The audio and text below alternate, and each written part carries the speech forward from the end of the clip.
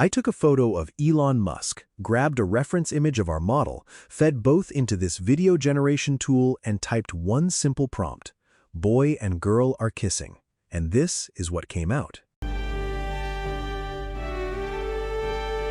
Now, I know what you're thinking. And yeah, it's actually kind of wild that this even works.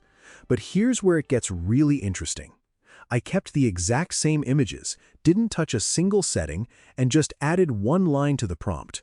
All of a sudden, the girl slaps the boy. Same inputs, one extra sentence.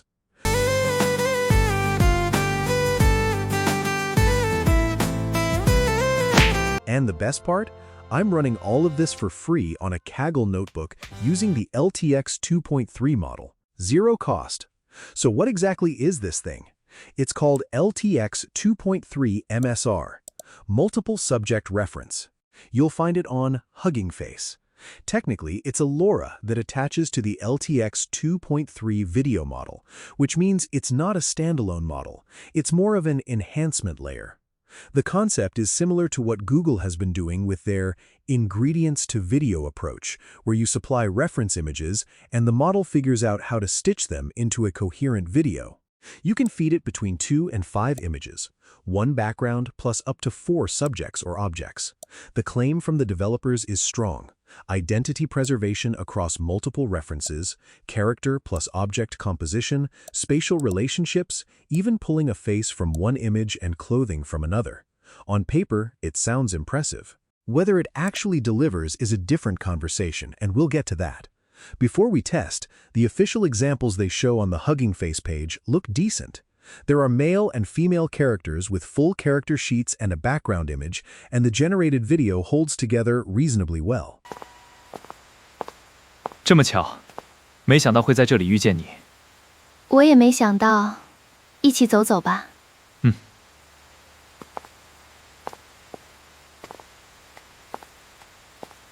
A car video from multiple angles with a background also comes out acceptable. My read on those? The quality is fine. Not groundbreaking, but functional. There are visible artifacts in a few of them, and this is their version 1, so some slack is fair. Okay, let's get into the notebook setup. Head over to my GitHub repo, the link is in the description, and look for the notebook called LTX 2.3 22 billion MSR reference distilled 1.1 Kaggle. It's right there. And there's a Kaggle button next to it. Click that, it opens Kaggle directly. Inside the notebook, before you do anything else, go to Settings and select GPU T4 by 2. If that option appears grayed out, it means your Kaggle account isn't verified yet. Just complete the identity verification on your account and the GPU options will unlock. Once the GPU is selected, hit Run All at the top. You'll see a yellow indicator light. Wait for it to turn green, which means the GPU is connected and the cells are executing. Dependencies install in roughly 3 to 5 minutes, then the models download automatically.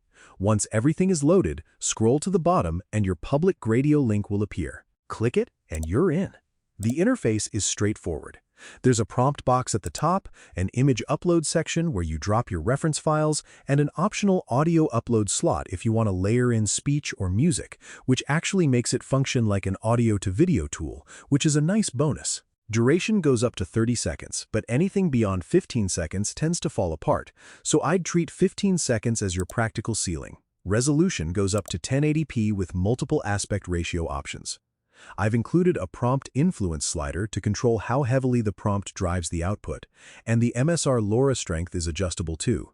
The default of 1 is a solid starting point, but if you're getting weak results, bumping it up can help. Steps are capped at 8 since we're using the distilled version. For modes, you've got 2 options. The first is background plus subjects, where your first uploaded image must be the background, and everything after that is characters or objects. The second is subjects only, where you skip the background image entirely and describe the environment in your prompt instead. I'd recommend experimenting with both depending on what you're generating. Alright, let's start our testing. I selected the background plus subjects mode here, dropped in the background image first, you can see it right there, and then added both character images one by one. 3 images total. For the prompt, I kept it simple. Boy and girl are kissing. I didn't over-explain the references, didn't label what each image was, just a straightforward prompt. I set it to 720p, 5 seconds, and let it run. It takes about 10 minutes to generate. Let me show you what came back. Okay, watch this.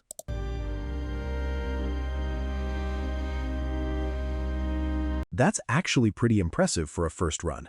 The motion is smooth, the garden environment came through nicely, and there are no obvious artifacts on either character. At a quick glance, you'd think this thing works exactly as advertised. But watch it one more time and look specifically at the faces. Look at them closely and compare them to the reference images.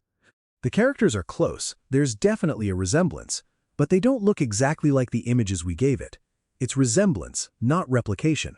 Keep that in mind, because that's going to be the recurring theme throughout all of my testing.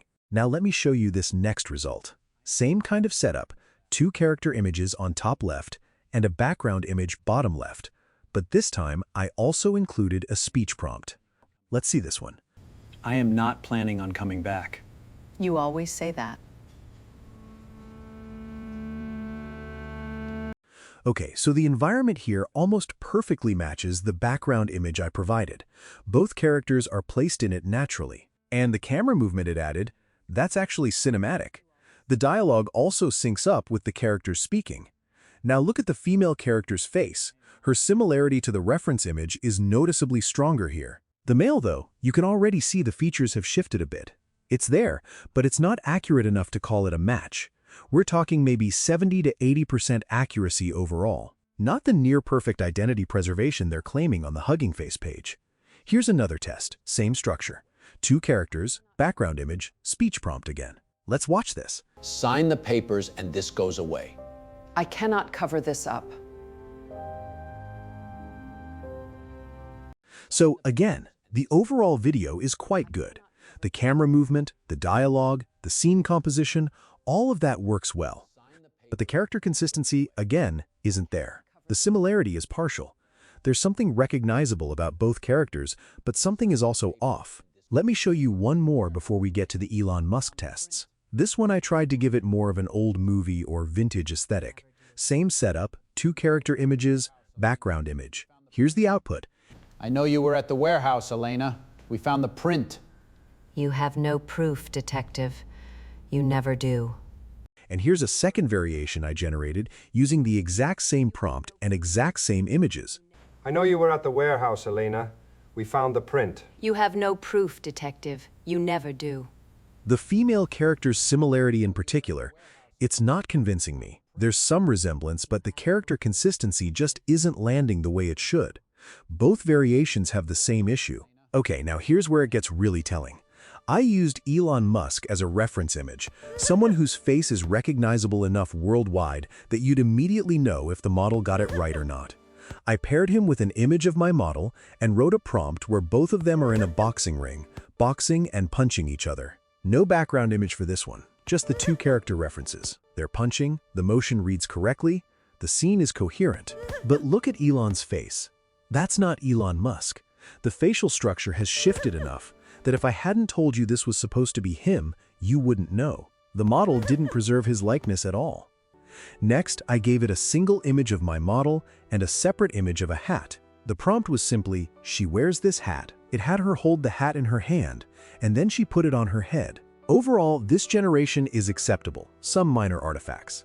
And finally, let me show you all the kissing variations together. I ran several of these, different runs, same prompt and same reference images. Watch each clip and pay attention to what happens over time. The first few frames of each one, actually not bad. The likeness is holding reasonably well right at the start. But watch what happens as the clip progresses. The facial features start to shift. By the middle or end of each video, you're looking at a noticeably different person than the one in the reference image. And that's the core issue with this model right now. It doesn't just struggle with consistency from generation to generation. It struggles to maintain consistency within a single clip. Both links, my GitHub repo and the Hugging Face page for this model, are in the description. The notebook is free. No setup required beyond what I just walked you through. Run your own tests and drop your verdict in the comments. I'm genuinely curious what prompts and settings you land on. And if this video saved you some time figuring all of this out, a like and a subscribe actually helps a lot. It tells the algorithm this type of content is worth pushing, and it keeps me making more of it. I'll see you in the next one.